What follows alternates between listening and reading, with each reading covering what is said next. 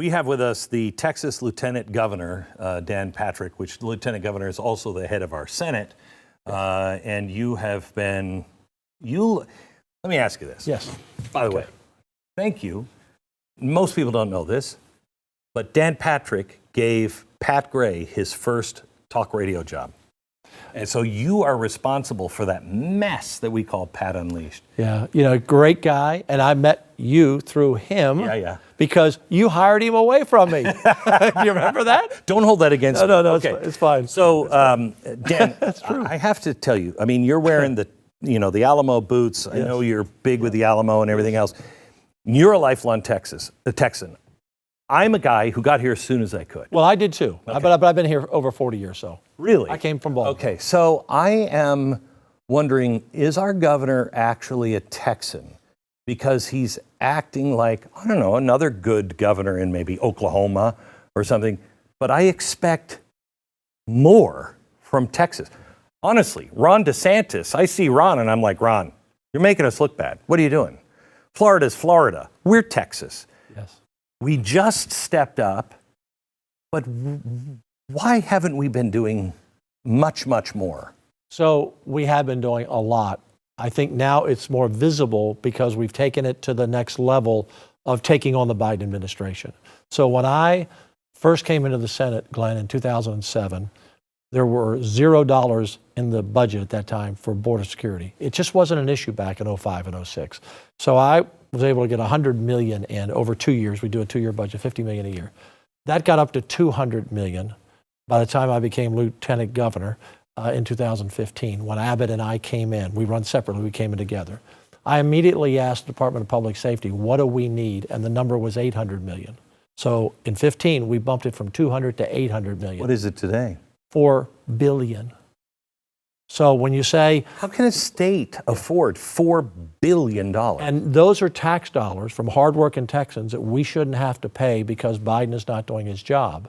And the last year of Trump, he had it under control. It took him a while to find the money and then finally go down and press the Mexican president, say, if you don't help us, we're going to put a tariff on all of your products and your goods. And so we really had it under control. Then Biden came in and blew it all up. So we have been building up, whether it's Texas Ranger Company, more troopers on the ground. That's what we needed the money for, to pay our state troopers. We increased their workday from 8 to 10 hours to get more boots on the ground. We put thousands of National Guard down there on the border. We now the wire, the buoys, we're doing it all. And so it's just gotten worse and worse every year by the Biden administration. I said the other day in an interview, Biden, Mayorkas, Harris, and Jean-Pierre, who ignore all of this, they're like the 4 horsemen of the apocalypse. And the last horseman, death rode with them, and every person that dies from fentanyl, every person that drowns in the river, every person that's killed by an MS-13, whatever it is, it's all on every their girl hands. and every girl that's woman raped. is raped, And everyone child who's and in sex slavery. Right. It's all on them. It's evil. It's evil. Okay, so the governor just came out with this statement. Federal government has broken its compact between the United States and the states. Executive branch of the United States has constitutional duty to enforce, blah, blah, blah, blah, blah. Let me just give you the last paragraph because I think this is what it says. The failure of the Biden administration is to fulfill the duties imposed by Article 4, Section 4, which has triggered Article 1, Section 10, Clause 3, which reserves to this state the right of self-defense. For these reasons, I have already declared an invasion under Article 1, Section 10, Clause 3, to invoke Texas constitutional authority to defend and protect itself. The authority is supreme law of the land, meaning America, and supersedes any federal statutes to the contrary. The Texas National Guard, the Department of Public Safety, and other Texas personnel are acting on that authority as well as state law to secure the Texas border. So we're finally... And is this because at the beginning there was this argument, it's not an invasion. 10 million people is clearly an invasion. It may not be an army. And that's the one we apprehend. For every one we apprehend, there may be another 2 or 3 depending on law enforcement. You know, our border with Mexico is the distance between Atlanta and Portland, Maine. Now, it's not a straight line, but it's 1,250 miles, a lot to cover. But I've been calling this an invasion for 10 years. But now the governor actually declaring it an invasion. That means that, if I remember right, the founders put in this clause that this belongs, this job belongs to the federal government. But if the federal government fails to do its duty, a state can declare an invasion. Yes, and I believe our founders, Glenn, when they wrote that, never envisioned there would be a president that would open up the border and let everyone in. It was written, an invasion in their minds, I believe, the founders, and I'm not an attorney. Our governor was a former Attorney General, Supreme Court Justice. He's the attorney. But I believe our founders were thinking of an army, of Santa Anna coming back, or somebody invading us. Well, we are being invaded by the drug cartels because they are an armed force. They are in charge of those coming across the border. I don't know if you know this. Yes. You know what the invasion plans were of the Chinese for Russia? I do not. Okay. Their invasion plan was to take 1 million Chinese, have them cross the border and surrender. Next day, 1 million more, surrender. By 10 days, they have 10 million people in there. They've invaded and conquered. Russia collapses. That was their invasion plan. Looks familiar. Looks very familiar. Yeah, looks familiar. And Glenn, if you look at this, the 10 million people, again, that's just the ones apprehended. If you put them all in one place, it would be the 7th largest state in the country. You've got California, Texas, Florida, New York, Pennsylvania, Illinois, and the state of illegal immigrants. Oh my gosh. And so that's exactly what's happening. It's overrunning our schools, overrunning our emergency rooms. And this is the long plan by the leftists, Marxists who want to take over this country. And once upon a time, I would talk about this. Oh, Patrick is way out there. Yeah, I know. He's out there talking about this. They're bringing in disease. Been in that boat with you. Yeah, we've been in that boat together. But this is their long game plan because they look out 20, 25 years from now when these 10 million have children, they become 18, they're able to vote, these people become voters, et cetera, that's how they take over the country. And remember, the main target is Texas because if the Democrats take Texas, game over. So that brings me to what that's why we're in the fight. That brings me to what I want to talk about Colony Ridge. Because Texas, people, I think people in Texas understand this less than the rest of the country. When I go outside into any other state, people are like, what are you guys going to do in Texas? And I'm like, I don't know. I talk to people in Texas, like, we're Texas, nothing will happen. It's close. You start having some of these people vote, you change it from red to blue, and a Republican never wins an election again. Never wins an election again. And look, we need to shut it down. And I believe Trump wins the election in November, it'll be shut down in a week. Close the door, over, done. In fact, I'd like to hire I proposed a long time ago building the wall. They said, well, you can't do it. Well, now we're doing it. I would like to hire, it would cost us about $1.5 billion. Now our budget's $360 billion, so we can afford $1.5 billion. That's a 2-year budget. I'd like to hire every Border Patrol agent to be in a Texas Guard, new force on the border, pay them a $10,000 signing bonus, $20,000, bring them up. They'd all love to work for us. And then Biden wouldn't have anybody on the border. We say, okay, we'll handle it for you. I believe that you're going to see, this is going to be the issue in this election. There are a lot of other issues out there, but this is the issue. And the reason people around the rest of the country are seeing this because of the buses we run. They're feeling it, they see it. Texans have become a little bit used to it. And a lot of these people are moving through. It's like the cities of McAllen and Harlingen on the border. They're some of the safest areas. We have so many law enforcement. You can almost walk from DPS car to DPS hood to be, we have so much police. So they're coming through, and they're actually coming through Texas. Now, a lot of them are staying, but they're going to other states. And so for the first time, because it is 10 million, these other states are feeling it.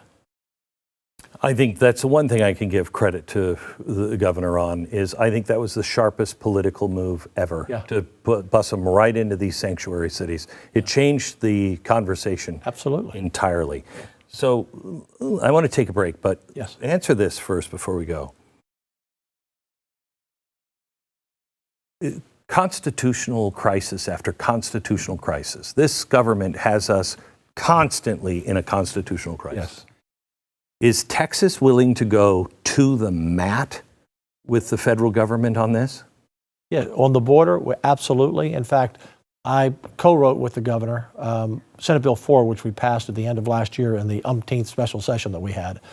And it says that our law enforcement can now act as in essence, Border Patrol, we can arrest, we can detain, we can put in jail people who come here illegally. And the bill says that if we see you cross, or if we happen to find out you cross, because maybe as a traffic stop, well, where are you from? Well, I just came across the border, whatever is said, that we run a background check, fingerprints, and do a photo, and then we take them to a magistrate and we say, you can either go to jail or you can go home.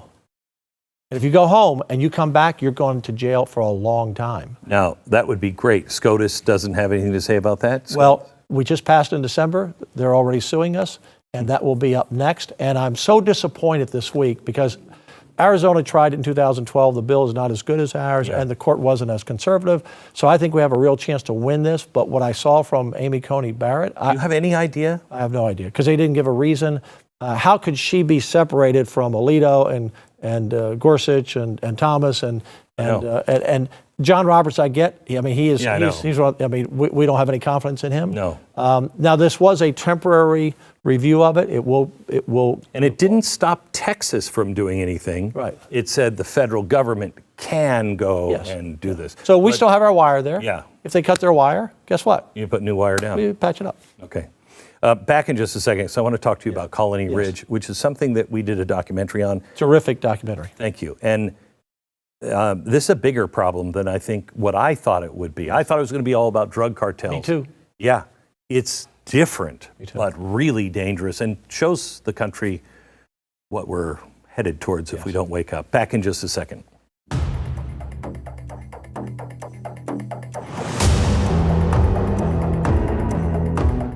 I've heard this a lot today. Everybody's on the take. Everybody, like the cops? You think Texas not DPS? the cops. No, not the cops. Politicians, all on the take. That's not true. What can they do for me? Like, what? Come on. Come on. Okay, yeah, so sure. But do I donate money to politicians? Yes, just like Donald Trump, right?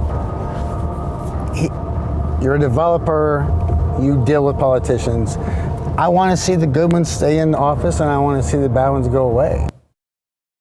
His brother gave one. That's the developer of Colony Ridge. Yes. You know who he is. Yeah. And his brother just decided to give the governor $1.3 million for his reelection campaign. Okay, you can do that. We called the governor over and over again. Right. We emailed the governor over and over again. I think we sent smoke signals. I even mailed a letter, which I didn't even know you could still do that. He would never respond to us. When I asked him, why did you give $1.3 million? He said, well, you know, we just like him. And I said, I like the governor too, but I didn't give him $1.3 million. What's happening here? By the way, they've never given me $1. I've never asked for $1. I didn't know who these guys were until about 3 months before you went to Colony Ridge. I did the same thing. I got a helicopter. I met with law enforcement, talked to the superintendent, because I'd heard about it, but I hadn't seen it. And so I can't explain why anyone gives any money to anyone, but I think that was over a period of 3 or 4 years. I don't know, but it's still a lot of money. So here's the reason why I ask. Yes. Everyone we talked to, everybody said, I've called everybody I know. Right. Nobody will help me with this. And it's not that this is... And who's that? Nobody... These are the people in the county. Okay? Right. And so their next step is, well, they all must be on the take. And I don't necessarily believe that, but I don't dismiss it either. There's a lot of money to be made here. And this developer, what this developer has done is brought the third world into Texas. And this is going to be repeated in every single state. You know, when I watched your documentary, your reaction when you went to the first development, the older development, was the same as mine. This is not rural Texas. This is rural Mexico. Yeah. It does not, I mean, I did a 133 city bus tour when I campaigned in 22. I've been all over rural Texas. It doesn't look like that part of Colony Ridge. And these characters, the brothers, I think, Glenn, they had this idea that they stumbled upon, and it has blown up. Yeah. But and I know they're being investigated now by the federal government. And I still have not met them, but I talked to him on the phone. I don't think I met the other guy, his brother. But when I asked him, instantly it said to me, "Are you repoing all this property?" And he also sells them the mobile homes too, so he may be oh no, I'm not. It's just small. 30%. 30%, and 92% of all repo cases in the county, Liberty County, are from Colony Ridge. And he takes that land back and takes resells it at a higher. And so the federal government's investigating him, not for their concern about our drugs coming out or criminals. They're investigating because we're people taken advantage of, which is fair. But and I figured it out, Glenn, real quick. They self-finance. So when you self-finance, you don't have to go through all the bank paperwork. You don't have to ask where you're from. And also, it's interesting. Governor Hogg back in the 1890s tried to pass a bill to prevent foreigners from buying land in Texas. And a number of states now have the Alien Land Act by Governor Hogg. And the federal government really allows anyone to buy land anywhere. Okay, this is anywhere. This is a real problem. It's a real problem. Real problem. I just talked to a group up in Maine. Yes. They've got Chinese nationals that are sending their money back to China. Yes. Okay, they're running. Well, they're illegal because they never got the permits for them, but they're growing drugs using all kinds of energy and fiddling with the meters. Right. And nobody seems to care. We have China buying up farmland. We have China buying up land here in Texas. Near military bases. Yes. When does this stop? The federal government, and I believe Trump will stop it. I believe the Republican Congress will stop it. We tried to get a bill through this session, Senate Bill 147 by Senator Colcourse, that really addressed 4 countries. We don't want Russia, we don't want China, we don't want Iran, and we don't want North Korea buying land in Texas. And we were attacked for, well, you're against this group. This is insanity. And so America, and we're one of the, most countries don't let foreigners buy land. Right, I know. And so, again, we have to protect this country. And look, Republicans had time to do it when they were in charge. Democrats have had time to do it. Look, the truth is, George Bush, he had a Republican Congress and nothing happened on the border. Obama had a Democrat Congress first, nothing happened. Trump came in, he was ready to go, and the Republican Congress wasn't. So this is a pox on both houses, and we are losing our country to people who are coming in here. They're not assimilating. And Glenn, here's the other dangerous part. They're going to schools now that hate America. I know. I know. So they're not even being taught what a great country America is. I know. So let me go back to Colony Ridge. The Senate held a hearing, but really nothing came of it. How come? Yeah, the House and Senate did, because when I went out there, I came back and I said, look, we need to look into this and see what we can learn. Well, in the meantime, the federal government has filed this suit from the Department of Justice. But because the federal law allows anyone to buy land. But can't Texas take on predatory lending? Oh, well, that we are. Okay. But we're now finding, the purpose of that hearing was to have people testify. Fact find, okay. And fact find. So now we're finding facts and we're learning more. Because this has all been pretty quickly. Quick. And the one thing I did do, Glenn, is when I was out there with law enforcement, as you were, they needed help. And we're very concerned about cartels. We don't want that to become a crime center, 30 miles northwest of Houston. So in December, I put in our last special session, I put $40 million in the budget for more DPS, border, and there. Yeah. We want to have a presence there, because right now that poor sheriff and his couple of deputies are being overwhelmed. But I will tell you, I saw DPS everywhere. Yes. I saw DPS. And that wasn't because you were there. It was I know. You didn't know I was going on that day. But that was refreshing to see. Yes. And, the developer told me, I can't remember, in a roundabout way, if not exactly, the cartels, they might be here, but they're not going to do crime here because this is where they live. Yeah, they're going to do the crime in Houston. Yeah, well. And the whole concept, Glenn, of you have this community that started out in 2013, 10 years ago, the first person. Now they have about 40,000. They're projecting to go to 100,000 people. we don't want I don't want someone building a development for only white people or only black people or only Asians, but this is a community that's totally now separate. There are a few Anglos, but it's almost all Hispanic. In fact, if you don't speak Spanish, you can't even go to the stores. So this has to stop. And we're going to look at that predatory lending, but it's a real problem that has come up by an entrepreneur who is, I think, stretching the rules a lot. Please do me a favor and reinforce the spines of all of those. Texas, the GOP is another story, but Texas needs to stand. We lose Texas, we're done. So we are done. And Glenn, look, I'd like to have a few more conservatives over in the Texas House and some leadership in the Texas House, but the Senate's strong and we will hold the line. Lieutenant Governor Dan Patrick. Thank you. Thank you, my friend.